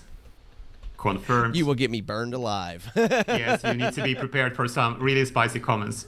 Oh man, like they're really cool, and I love the story, the world building in them. And maybe one day that day is coming, but that day ain't now. Yeah, and I just want to reiterate also that, you know, those games are cool and I appreciate them, and I can understand why some people like prefer like Toho games to say something like Donpachi. It's just different flavors, and it's kind of where you kind of end up in the kind of this, I don't know what you call these kind of diagrams where you have, you know, it's like dodging, routing, you know, there's kind of, I think for me, there's kind of a certain balance, and when a game hits that, then that's the game for me. And when right in the middle of the Venn diagram, where it the Venn diagram, that was the word. So, and but I can totally understand why some people like prefer like Toho style, or even people who like, you know, they want to play something like Flying Shark, where it's really about like very strict routing and also, you know, aimed shots and, you know, that stuff. It's just not for me. It's cool that it exists and I can appreciate from the outside. Yes. But yeah, lots of difference kind of. But yeah, because I think when people who don't play shmups, and I think, again, I was guilty of this, when you don't know anything about these games, they all look completely the same. It's like, why? Like, all of these games are just like. And when I was starting out and I was like trying out Donpachi and then Donpachi, and I couldn't understand, I couldn't see really the difference yet. I was like, these are just like the same game, but like different levels or something. And it was even actually kind of hard to find. Like, I think I was reading like Hardcore Gaming 101 articles or something. Yeah, those are really good, but I think sometimes they can kind of skip over kind of like, if you don't understand what's the kind of main gameplay difference yet, maybe you don't get it from the article or something. Like the way that if you have like a bigger hitbox and the enemy bullets are faster, that just changes the entire game. And, you know, understanding that. So, yeah. I remember when it kind of clicked for me, when it was like all of these games are different, because you jump in, like most people jump in really being like, I like that game, I want to play it. You know, and then you play that game enough, and then you jump to something else, and you're like, it's good, it's all right. And then you like start kind of going down this rabbit hole, and then like once you start jumping into numbers, like you know, 5 or 6 different games at the same time, then you start seeing the little differences in like what can carry over and what can't, and then it's like that you start realizing just how deep the puddle is, because from the outside it looks very small. But then you jump in and you realize it's like, I don't know, 200 feet deep instead of like as wide of an ocean, and it's only like 2 inches deep, you know? Yeah, and it's cool how different games, even in the same series, can be. Because, again, like talking about Donpachi, like all of those games feel very different. And even though they have the same basic elements, but just, you know, changing one little thing, it just kind of affects everything. So I like the references going through too, of like when it re-references itself with like different music or levels and stuff. Yeah, and I think like, I'm not sure why Side-Eye Ojo doesn't seem to get much play, because I think that game is so great, and especially with it was the kind of, because when I got into shmups and I got into Donpachi, because like, well, the Donpachi was the first game that I got into, and then I started playing Dojo, and I kind of wanted to eventually like clear all the Donpachi games, and because Side-Eye Ojo is by far the hardest to one all, it was the last that I did, and it felt like super emotional, just, you know, getting those like musical cues and seeing some of the bosses, and it really felt like an end of an era, and they knew that they were making their last game, and it just, I don't know, I think to me that game is like, it's a very emotional game. Yeah, it's the bow on top of the present, you know, where if you wouldn't get it if you started with it, but then in going through all of them, like I plan on doing here soon, you get to the end And it kind of reminds me of like what they did with like Galuda or something, right? Where you start getting these tiny little. I mean, even though that series is quite a bit shorter, you start getting like the tiny little references and like musical cues and levels. Where like SDOJ, I think the reason people don't visit that a lot has to do with like its development history. It came out late, so like it being emulated is that's kind a of good tough. point. Yeah, and so yeah. I mean, you remember the I know that you remember it because it's in one of your videos, like the Garfield one. Label. Yeah, I love it. Yes, but I want all the I want to somebody make an Ibarra Garfield label, and I will play the game. Oh my god, that's so awesome! Yeah, because I remember you playing it and you were like talking about it, and then I was like, why the fuck is that Garfield? Like that's not supposed to be in that. Yeah, I'm a simple person, so yeah, I enjoy it. That was around the time of the Exa label cease and desist, right? I'm not actually super sure. I think it came after. I think wasn't it like that? Yeah, there was the cease and desist, and then there was some time passed, and then somebody leaked the ROM. That's but right. Just that's having right. the. But I might be wrong. I'm not super I might be misremembering. I need to look at the history of it. I have a version of MAME that is just for those games. That goes over the lockout because I think it's bullshit. That like it's Switch or nothing. So and the Switch has awful input lag. Like some people are really can like kind of tune that out. I cannot. Yeah, and now there's the Shmup MAME 5 release. I haven't played SDOJ on that, but I played some Futari on that, and it felt good to me. So BioEndo sent me. He calls it. Yeah, I've been hearing about the BioEndo special MAME for the exclusive Shmup like heads. The Pan special. It's pretty great, honestly. He made it exclusively for Pan, and if you're interested, I'll send you a link after this. It's pretty cool. Now, like don't expect it to work with anything else other than the games that are listed, but it's pretty much just a like an executable that you just drop into a version of MAME and it updates it to I think 2.87, but like with a bunch of enhancements like about like save states and just it running better. Because I was talking to him about how MAME is right now. And he was like, it's held together with, just like a Raizing game, it's held together with duct tape because of all these different people that have been doing stuff with it over 15, 20 years that it barely runs. It's a miracle that it runs in the first place. And was it the thing that, Pan specifically wanted that there would be no, like, a warning message when you load a save state or something? Because, that's so annoying. It feels like you're doing like penance or something, like when you're practicing a game and then you load up, and because the warning message is like exactly where you're dodging during a difficult pattern, and then you need to load up the save state, then you pause, and then you just sit there for like 6 seconds and contemplate your life, and then okay, guess I'll try, and then you unpause it, and then you immediately die, and then you just reload, and there's like warning, this saves did not support it. I'm like, it's like obviously it is supported because it's fucking working, like I just find it funny because it's like like this purgatory, like trying to learn like Futari or something. It's just like looking at this warning message. It is. It's like, making you feel bad. It's making you feel like you said, penance. It's like you feel guilty. Yeah, and it's like, in Souls games, like people, like at some point they talked about like the boss runs. Like when you have a long boss run, you can, you kind of think about like what you did wrong. Maybe you need to approach the game in a different way. And I feel like that's the same. It's like, okay, maybe I should do something differently. Maybe I should dodge right instead of left this time. Maybe I should do 2 tap dodges to the left instead of 3. And then just like unpause, instant death, and like maybe 4 tap dodges. So I can understand. These games are fun, by the way. Yeah, exactly. Weird. Yeah. I need to get a better stand. This fucking thing is a mess. I'm using a pillow. I'm using my wow. what I use for sugar. So. That's advanced Thing is, technology. yeah, exactly. This is nothing but professionalism right here. I actually ordered a mic stand today. Like before I got on with you, I was like, I'm not doing this anymore. So that's gonna be a cut right there because I don't want to fucking blast anybody's eardrum out with my mic falling.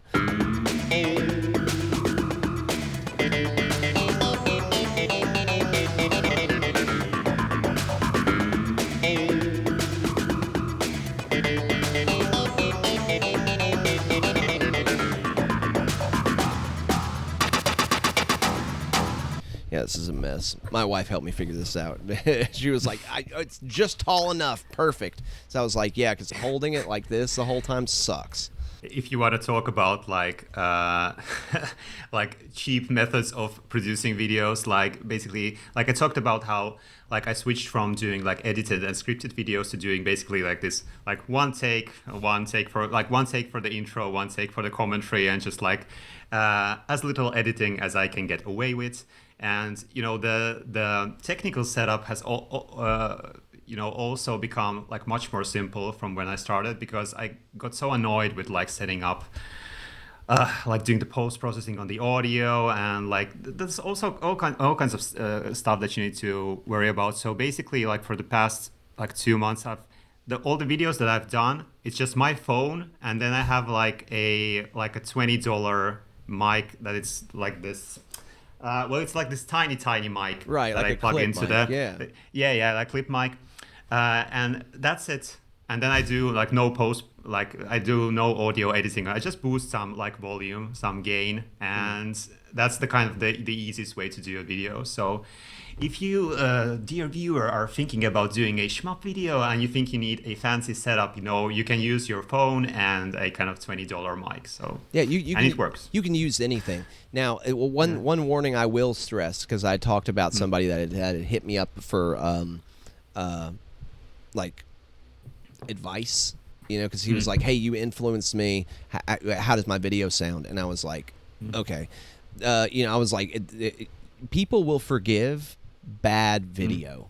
People will not forgive bad audio. Yeah. Yeah.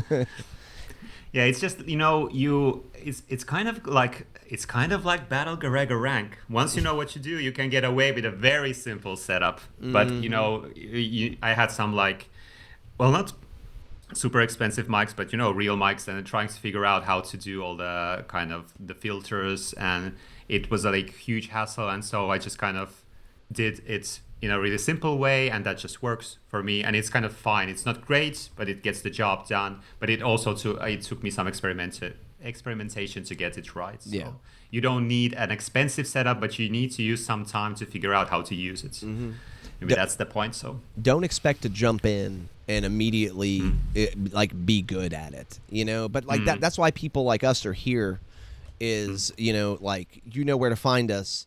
We'll answer questions. We'll help you all day. Call me. Like I will share my screen with you and show me exactly. Like this isn't a secret. Like I want to pass this knowledge down. You know what I'm saying? Like what, because I feel like I jumped in fairly quickly to like doing all this, and that's just because of being a musician before this, and like DaVinci works just like Pro Tools, and so like the plug and play aspect of it was really simple. There was a question I wanted to ask you. I know you had a second channel. Do you feel the necessity of separating like your shmup and arcade stuff from your normal stuff? Well, when I thought of doing I started doing the shmup stuff, and it was super fun, and I was like, maybe I could do some videos on other games too. And then I was kind of I gave it a lot of thought, because basically I felt like both options weren't ideal. So let's say I want to do really nerd out with shmup stuff and do kind of just a shmup journal, have no I know that people know this stuff, and I just kind of can put it out. And maybe there's people who want to watch stuff about non-shmups, because this is kind of a niche thing, and if you're not super into it, you're not into this at all, basically. And so maybe like doing a lot of shmup videos and doing a video on something else, then people wouldn't find it or something. But now I kind of regret it because now it feels like it's kind of hidden somewhere there. Yeah. And maybe I should have just posted it here and just not worry about it. But it was also, and I still sometimes think like maybe I should kind of not rebrand, but just kind of be like, hey, I'm just going to post whatever I want on this channel. It doesn't need to be just a shmup channel. But yeah, I don't have a super clear answer to it. I guess I'm not sure like what's the best way of doing it. But yeah. The short answer is I'm not sure. So yeah, I always get afraid that people will be like, because you've established a base of like people that watch, right? And I know that from the perspective of like my channel and from people I've heard that are fans of yours, is that they come for the person, not necessarily for what they make. Now I don't know how that translates to interest. Of like, okay, so if I made a video about the fucking Terminator, like would that, get recommended to people because it's outside of the, so, does it really matter in a way? Yeah, that's actually a good point that you're bringing up, because I think when I was starting out, I was also, because I had no idea about how YouTube works and whether anybody would like watch this stuff. I had like no expectations. I was just like, let's try this out. And whenever you're trying out something new, what is the first thing that you do? You Google that shit. Yep. And then if you Google like making videos on YouTube, you get lots of advice, which I guess is kind of important if you want to kind of start doing like YouTube as a business or something, or like getting a lot of views, and it's like your thumbnails have to be this certain way, and you need to kind of choose topics in this way, and the length has to be like this. And so when I was starting out, I thought that if I didn't like think about that stuff, or if I didn't do everything the way that YouTube like guides say that you should do, like nobody would find this. Yeah. But then what I've learned is that the YouTube algorithm, for all that is bad about it, seems to be pretty good about actually showing the relevant stuff to people who are interested in it. Because I don't really like look at my analytics much or something, but I take a look at from time to time, because it's just interesting to see like how people find the videos. And it's basically like YouTube search, Google search, and recommendations. Yes. So it's not like, it's like the system knows the people who are interested in these videos, and then it shows it to them. And so you don't need to like think too much about like, hey, if I'm going to do a video on a completely different topic, is it going to like tank my channel completely or something? But I do think about it like I'm not really interested in, like, I'm not monetizing the channel. I'm not looking for views. Actually, like, let's say, I don't know how many views I get on average, maybe like 1,000 or 2,000, or depends a lot on the subject.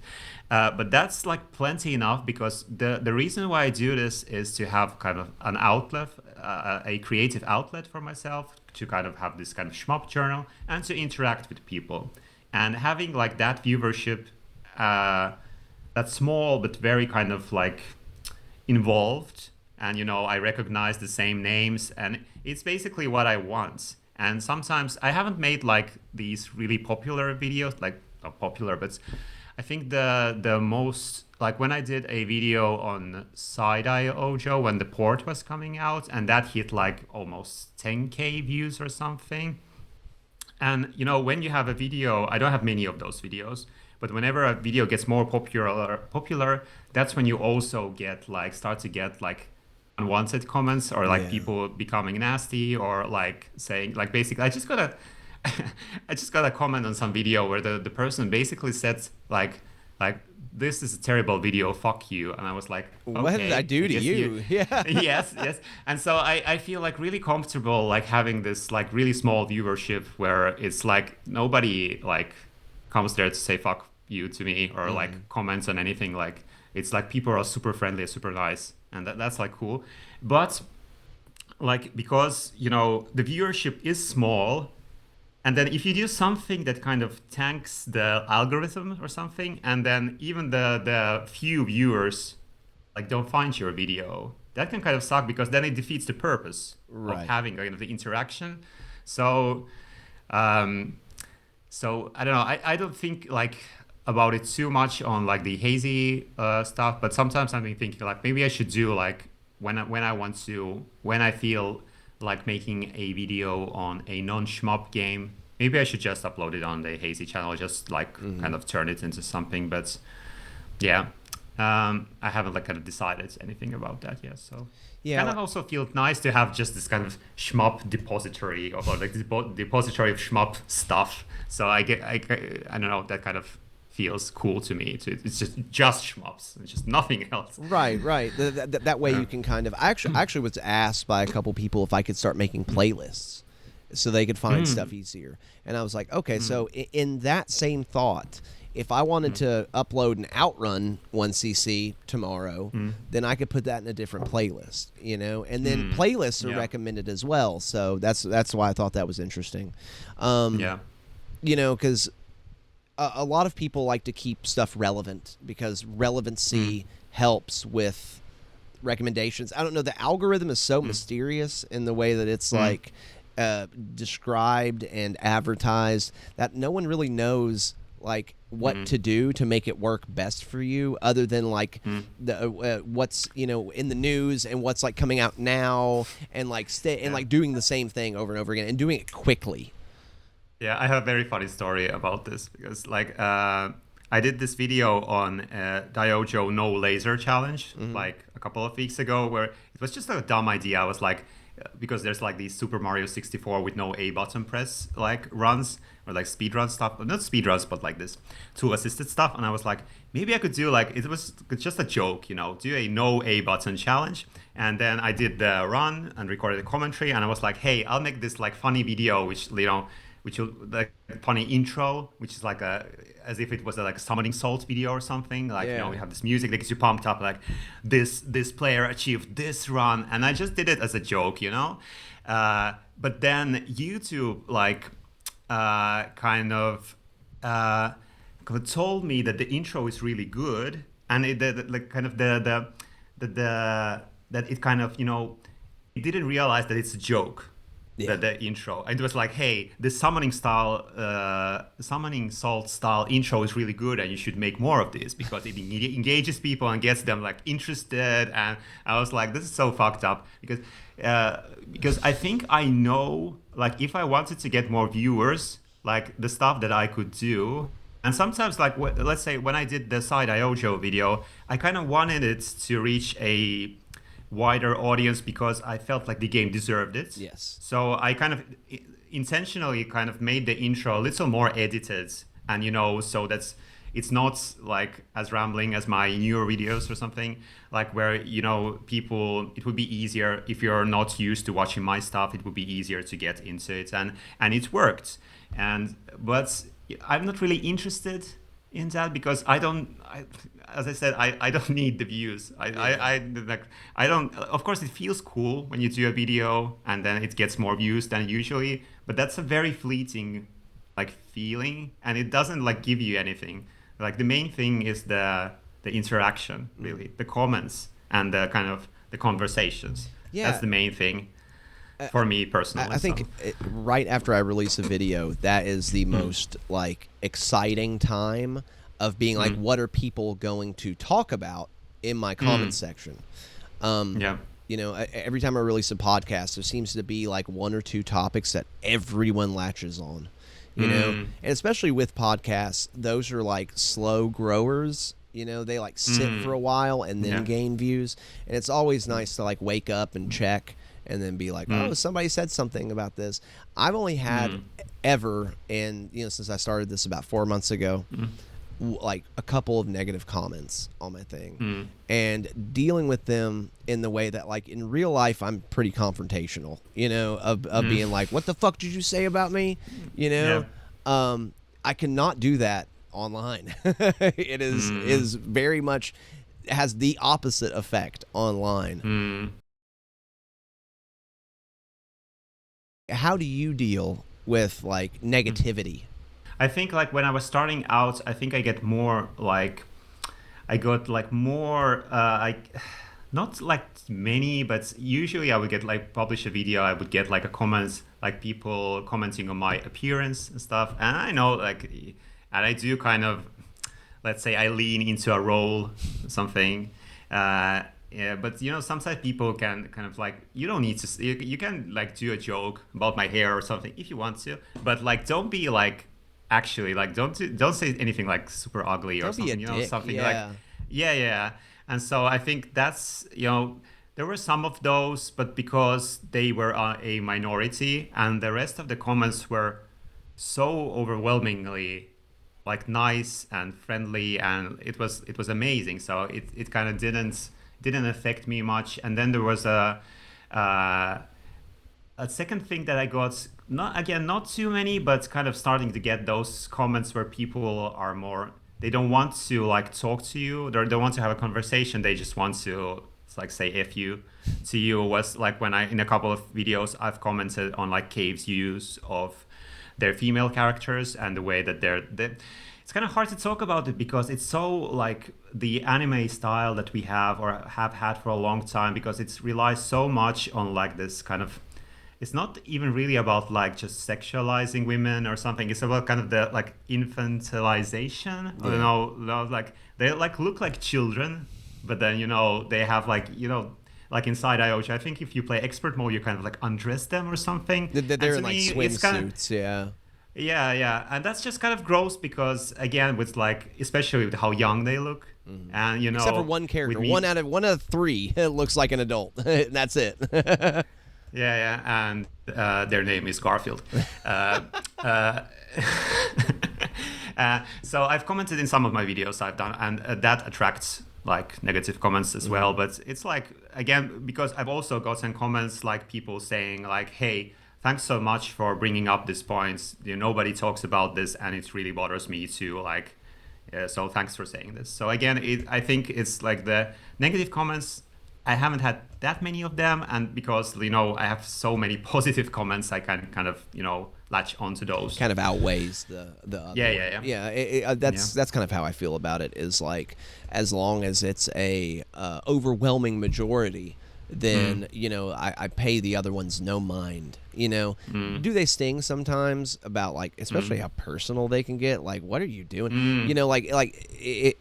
If an adult male that is, you know, well balanced watches something and they have an issue with it, they're just like, okay, so I'm not going to be a cock like online, you know, just because. But then you have people that I actually like subscribe to this weird theory that like 70% of the people we talk to on the internet are like not people, like the dead internet theory. You know, I don't really know if that's true. It feels like it sometimes, especially like with AI and like, you know, seeing like how cookie cutter a lot of you know, like interactions can be. But especially in our comment section, you know, it's full of life. Yes, and that's actually something that's really cool about the shmup scene. And I think it probably applies to a lot of like niche subjects as well, because when you have like you have a subject, like when you have people who are really into something, like really into shmups, and there's not that many of us, I think that also kind of, well, I want to believe that it creates kind of this kind of atmosphere of wanting to be friendly too, because if you kind of, because there's like 4 or 5 people making like shmup videos actively, and if you go into their comment section and then, you know, they stop making videos because you're leaving nasty comments, then that's it.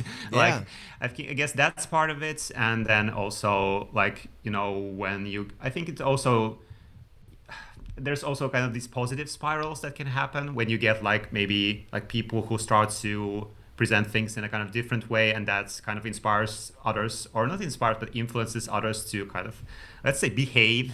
Just like it feels really different from the rest of the internet, and it feels like you're actually talking like to people. Like you say, that was good how you said, you put it like it's full of life. It feels like as if you're talking to somebody in real life and not like there's a like of a mutual respect, and people are kind of, they choose their words, like what they say, and they try to be nice and assume the best, instead of like when you go to any like open comment section anywhere, it's like there's nice comments, but then it's kind of it's almost like a permission to, you can say anything. Yeah. Like you can just kind of like, yeah, and you don't see it in the kind of the shmup video scene. It's just so nice.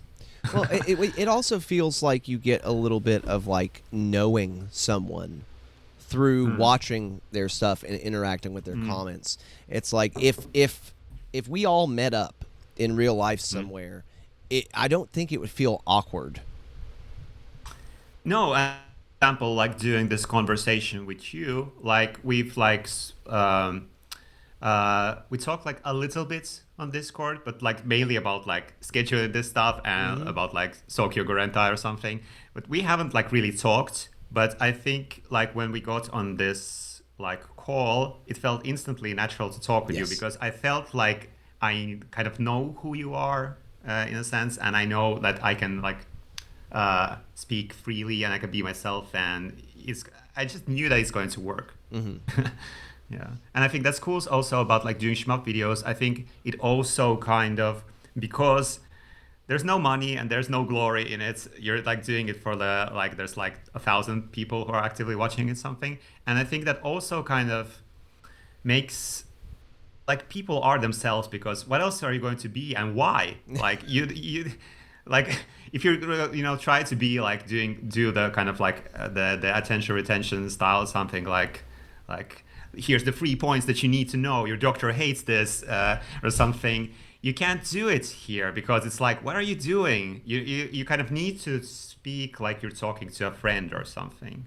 and that again makes it really different. And that's why it just feels so refreshing to watch it, because obviously like YouTube is full of great stuff, great content creators, but it's really hard to find the stuff that you maybe want to watch, because the prevailing style, because if you want to kind of do this as a job, you kind of need to do things in a certain way. Yeah, and sadly. even if that doesn't kind of even if the stuff that you do is like really good, you can't really express yourself like super freely, I think. Whereas in like in shmup stuff, or I think in like other niche subjects as well, you can just like kind of do whatever, and and I think people are more open to like if you post a video that is kind of experimental, and if you're kind of a major channel in some, you have a 100K subscribers, you can't do that, because that can tank your algorithm stuff or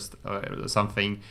And maybe people aren't kind of willing to like look at a kind of weird video and like figure out what is this. But because I think people are more open to like weird experimental videos here. I know after I had Kirby on the podcast, we pretty much became like best friends. He texted me like a week after and was like, "Hey man, let me shower praise upon you." He was like, "I feel like I've known you forever, even though we've only talked like 2 times." And getting that interaction made all of this feel worth it, because you're right.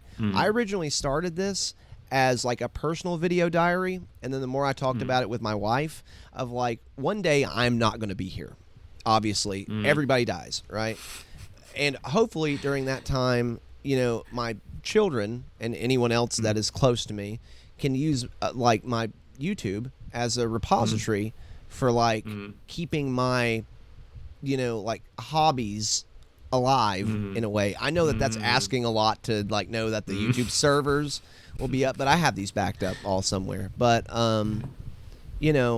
that kind of was the ribbon on top, where it made it feel like I had succeeded in something that I didn't even know that I was like competing in. Yeah, I guess it's a combination of like, I think a lot of us are kind of doing this thing both for ourselves and for others at the same time, and they kind of feed into each other in a positive way, because it's like I don't really think that much about like what people would like to watch. I just mainly do videos on topics like I'm playing this game, so I'm making a video on this. And it's like, if you don't want to watch another Daiojo video, then sucks to be you, and then you can wait, and maybe at some point I will do something else.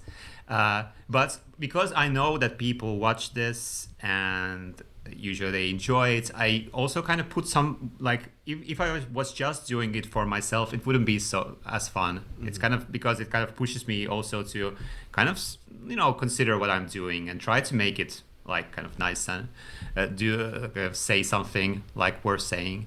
So I think that it's kind of there's a kind of positive like feedback loop there. Yeah, of being like pushing yourself further because people are watching. Yeah. I like that idea of because I remember the first video I put out was Shoot the Core was doing a thing for Devil Blade, and I got a really good score. And one of the guys on there, Raul, shouts to Raul, he's fucking awesome. He was like, "Hey man, post a video and do a commentary over it. That way I can see what you're doing." And then I posted it, and I really fucking liked doing it. And so then I was like, okay, I'm just going to keep doing this because this is a ton of fun. And it's also no, go ahead. Yeah. It's also fun as a kind of creative outlet, even outside of like just kind of the shmup thing. Like it's kind of fun to it's fun to kind of think about like what music I'm going to put into background, or like what kind of thumbnail I would like to do. Like now that I realize that it doesn't matter, like the fun that I don't need to kind of have a thumbnail where it's like this one single image and there's this text that this video is about this thing. Like when I was starting out, I can just I often use like photos of like I go for a walk in the woods, or I go for a swim in the lake, and just take some pictures, and then I use them as like thumbnails or as like background images, because for me it's kind of fun to have this kind of corny like picture of a forest, and then you have the crazy bullet hell stuff, and it kind of, I don't know, it's just funny to me. So kind of come up with this kind of stuff. So it's kind of doing this, I don't even know what to call it, but yeah, there's kind of lots of like ways that you can kind of channel your creativity. Like you have music, visuals, the way that you present yourself, the way that you look, the way that you can script it or just try to do it kind of unscripted. And it's also kind of all the aspects are fulfilling to me. Like it's just kind of fun to do. Yeah, it's like my favorite hobby I've ever had. That's pretty much what it comes down to, and that's cute that you were talking about your thumbnails, and I can see your little buddy in the background chilling next to your. Yeah, I put the B on purpose here. This because again, it's just for fun, to have a detail for people who are like what's that in the background? Yes, it's I have a big B. Did you make this is those? A new small B. No, those just. God, those are so cute, dude. Yeah. I think those are my favorite thumbnails you've ever done. Yeah, and the funny thing also about making videos is that, sometimes I've kind of not agonized over, but like thought about like, hey, like what should this thumbnail be? Like, especially when I was starting out, so like really like thinking about like what makes a good thumbnail, and now just when I did the video on the no laser Daiojo run, I just took took my phone and took a picture of this bee on my table with a gamepad, and just like used the Android phone like drawing function. I just draw, or I wrote like no A in there, and then that was the thumbnail. And I was like, actually, and that was like. Sometimes the things that you do like really quickly are the best ones. Sometimes they're not, but it's kind of, you don't need to.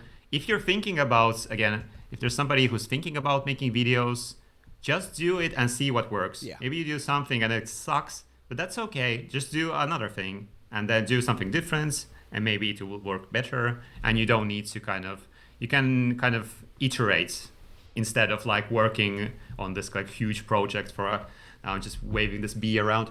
So just just put out stuff, and nothing is ever final.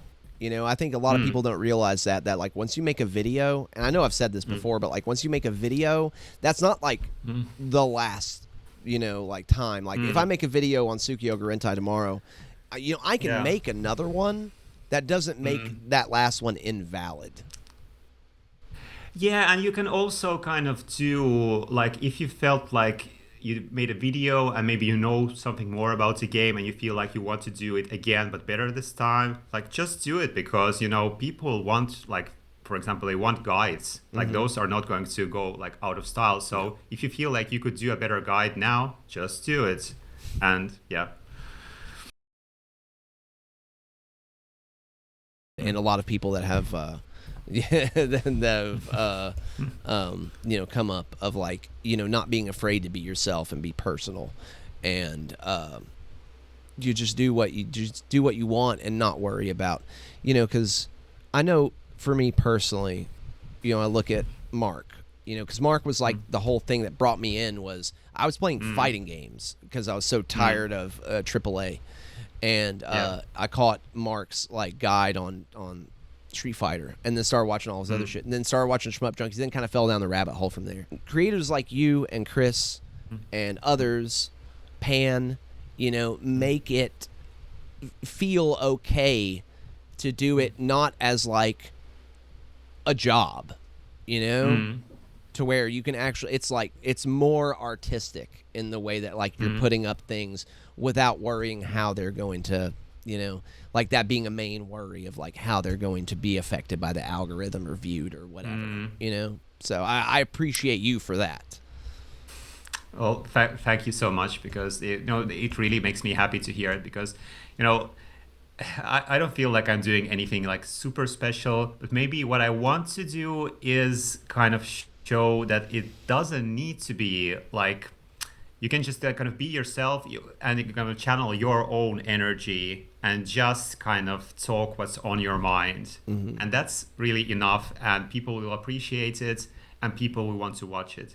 And I want to watch it because, you know, now, you know, before, like, before there was Hidden Fortress, there was like, or when like Chris started uploading, suddenly I had more new stuff to watch. Now you started uploading, like, I don't always comment, that's kind of a bad habit, but I always watch the videos, and I watch them from start to end. I can promise that. Like I watch this stuff, and I need it.